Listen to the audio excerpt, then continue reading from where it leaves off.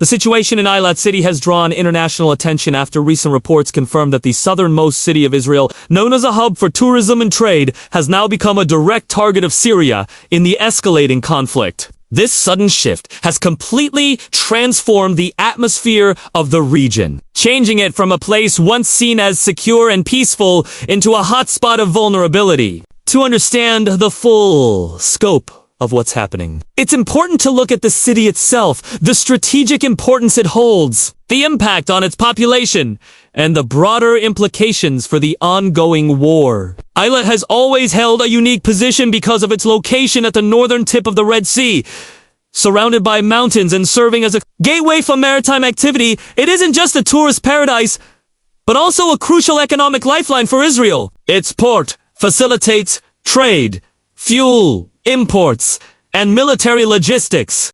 Because of this, any strike on Eilat immediately carries a dual impact, not only affecting civilians, but also crippling economic and strategic infrastructure. This is exactly what makes the recent developments so alarming, as Syria's tagging of Eilat represents a direct strike on a sensitive node in Israel's network. The reports of 3,000 Israelis becoming victims have shaken the national psyche. These victims are not limited to military casualties, but extend to families, children, and ordinary residents whose lives have been When reviewing this development, one must understand that the figures represent more than numbers. They reveal the human cost of conflict. Hospitals have been overwhelmed with the influx of injured people, emergency services stretched beyond their capacity, and shelters filled with displaced families. The very streets once filled with tourists and nightlife have turned into sites of debris and destruction. From a technical perspective, the strikes on Eilat demonstrate a new level of reach and precision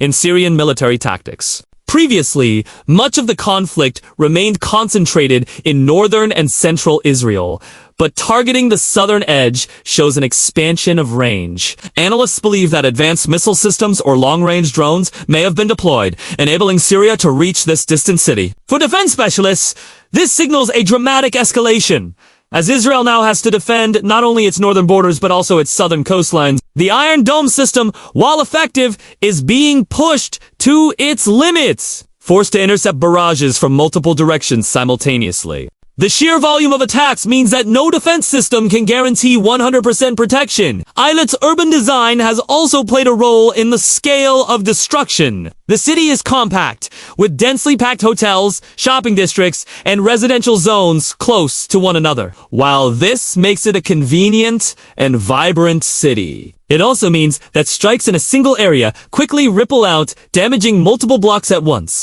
Unlike larger cities where attacks may be absorbed across a sprawling landscape, Eilat's concentrated infrastructure magnifies the effect of every explosion. This is one of the reasons why casualty numbers have spiked so quickly, with 3,000 victims recorded in such a short span of time. The psychological dimension cannot be ignored either. Eilat has long been perceived as a safe zone, far from the volatile borders with Lebanon, Syria, and Gaza.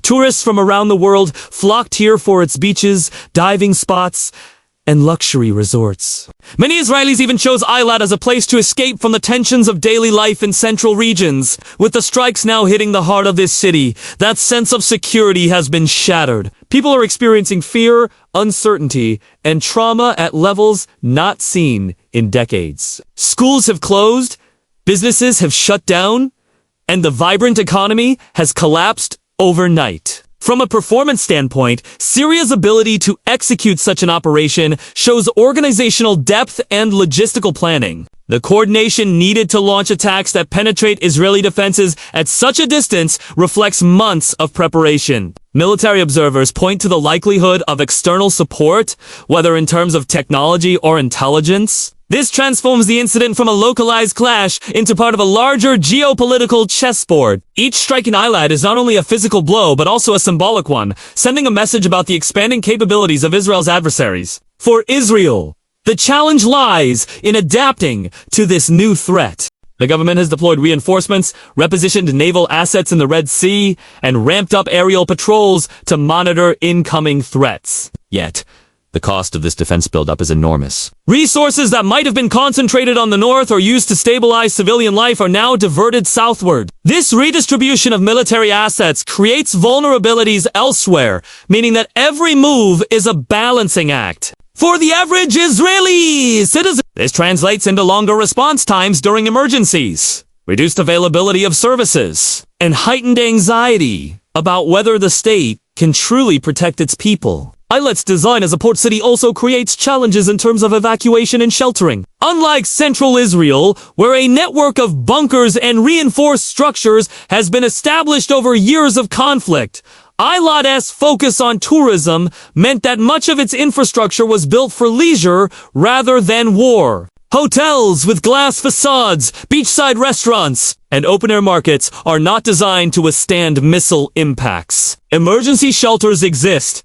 but not in the same density as other urban centers. This mismatch between the city's design and the demands of wartime survival amplifies the suffering of its residents. At the same time, there is a resilience factor in the community that cannot be overlooked. Stories are emerging of ordinary people helping one another, of medical teams working tirelessly without rest, and of volunteers delivering food, water, and aid to families trapped in damaged neighborhoods. These human elements highlight the strength of community in times of crisis, a unique aspect that becomes a point of pride and survival. It demonstrates that while infrastructure can collapse, the spirit of people often becomes the backbone of endurance. Looking at the broader picture, the targeting of Eilat by Syria carries strategic implications for the entire Middle East. The Red Sea is a critical waterway not just for Israel but for global trade, linking Europe, Asia, and Africa through the Suez Canal.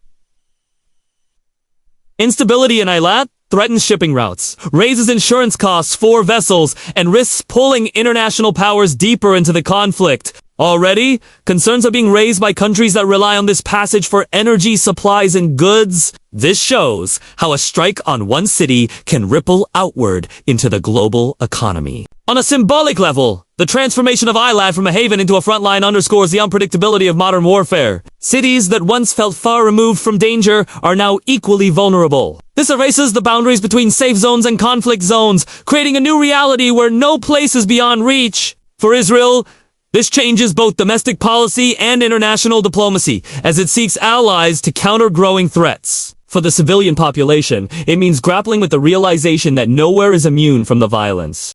The tragedy of 3,000 victims has also sparked a humanitarian conversation. Aid organizations are rushing to deliver supplies, but access remains difficult due to ongoing security risks. Questions are being raised about how much international aid will be allowed, how quickly relief can arrive, and whether the crisis will be prolonged. This introduces another layer of tension as humanitarian concerns begin to intersect with political strategies. Ultimately, the targeting of Eilat is more than just a military development. It is a convergence of geography, strategy, technology, and human suffering. The city's location made it a target, its infrastructure made it vulnerable, its people made it a tragedy, and its symbolism made it a headline. By reviewing these dimensions together, one can understand why this event has captured attention not only within Israel but worldwide.